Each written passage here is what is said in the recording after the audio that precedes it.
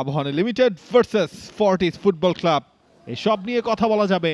তবে এই মুহূর্তে মাঠের খেলাটা শুরু হয়ে গেছে কুমিল্লায় শহীদ ধীরেন্দ্রনাথ দত্ত স্টেডিয়ামে। আবাহনী লিমিটেড ভার্সেস ফর্টিসের ম্যাচ।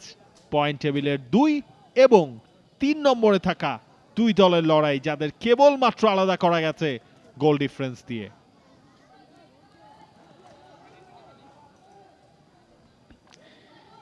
গোল ডিফারেন্স সমান, দুই দলের পয়েন্ট সমান। ডান দিক থেকে আবাহনী, এবং সেখান থেকে একটা গড়বড় আবাহনী লিমিটেড। অবিশ্বাস্য, অবিশ্বাস্য দুঃস্বপ্নের শুরু ফর্টিসের। নড়ে চড়ে বসার আগেই কি ঘটে গেল কেউ যেন কিচ্ছু জানেন না। যে ঘটনার রাইট সাইড থেকে মিরাজুল তিনি একটা বল বাড়িয়ে দিয়েছিলেন, এবং সেটা সুজন পেরেইরা নাকি মিঠু চৌধুরী। এবং লাস্ট রাউন্ডে সেই আরামবাগের বিপক্ষে পয়েন্ট লুজ, সেটাই আলটিমেটলি তাদের জন্য একটা বড় সেটব্যাক ছিল। এবার কিন্তু ডান প্রান্ত দিয়ে অনন্ত তামাং তিনি বিট হয়ে গেলেন। সোলেমান দিয়াবাতে নিজেই শুটটা করলেন। সুজন পেরেইরা নিয়ার পোস্টটায় আগলে দাঁড়িয়েছিলেন এবং সেখানেই আটকা পড়লো সেটা। Disaster start ফর্টিসের। মিরাজুল এদিক ওদিক করে ঢুকছেন, ঢুকে পড়েছেন। সুলেমান দিয়াবাতে বল পাবেন, একটা কাটব্যাক করলেই এমেকা ফাঁকায়, কিন্তু কাটব্যাকটা জায়গা মতো বোধহয় পৌঁছায়নি। আব্দুল্লাহ ওমর সজীব ছিলেন প্রস্তুত, গোলকিপার বেরিয়েছেন বক্স ছেড়ে এবং তাকে ফিরতে হবে দ্রুত। দিয়াবাতে যে ঢুকে পড়লেন তারই রিপ্লেটা আমরা আরও একবার দেখছিলাম। সুজন পেরেইরা কি বুঝে তিনি বক্স ছেড়ে বেরিয়ে এলেন, বারবার চেক করছিলেন। হামজার কাছে সেই প্রস্তাবটা নিয়ে যাওয়ার সুযোগ থাকতে পারে। বাঁদিক থেকে ভালো সুযোগ, দাওয়াতি শেরিং ক্রস, এ কি করলেন নাম্বার 4 ঈসা জালো, জ্বালিয়ে দিলেন ফর্টিসকে।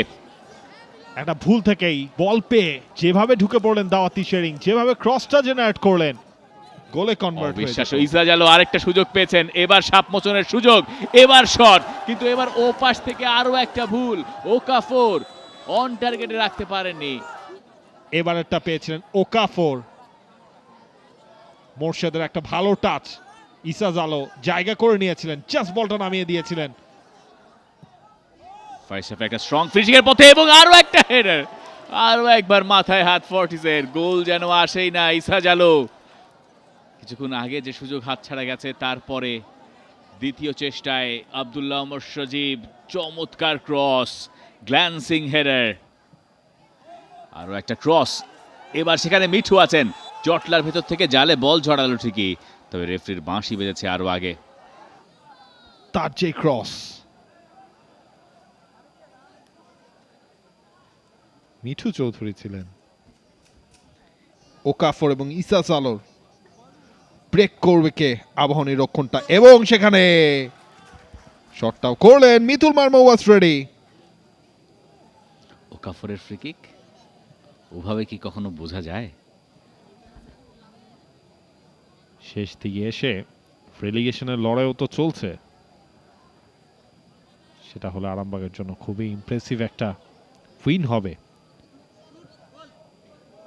এবার কিন্তু মিতুল মার্মা, রাসেল বাদিক থেকে ক্রস মিস করে গেছেন, সেখানে নয়ন শট নিতে পারেনি।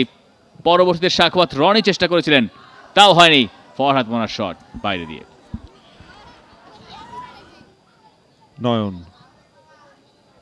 নয়নের ক্রস এখন পুরোপুরি বিপদমুক্ত হয়নি, এবং আবাহনী কিন্তু এই জায়গায় কিভাবে আটকায় সেটা একটা চ্যালেঞ্জ। সোলেমান দিয়াবাতে টু ঈসা জালো, দ্যাট ওয়াজ ফেয়ার এনাফ। এবং গ্যালারির দর্শকরাও বলছে তার এই গোল করতে চাওয়ার আগ্রহটা বাকিদের চেয়ে একটু বেশি, কারণ সোলেমান দিয়াবাতে ম্যাচটাকে সিল করে দিতে পারবেন কিনা। রাইট ফ্ল্যাঙ্কে গিয়ারটা বাড়িয়ে আলামিন উঠে এসেছেন। আলামিন এখনো তার কন্ট্রোলে, পেনাল্টি এরিয়ায় ঢুকেও পড়েছেন। আলামিনের সাপ্লাই, আগেই দেখেছিলেন আলামিন কি করবেন, বাইলাইনের কাছাকাছি চলে গেলেন। প্রথম মিনিটে গোল হয়েছিল 40 সেকেন্ডেরও আগে, এরপর থেকে আর গোলের দেখা নাই।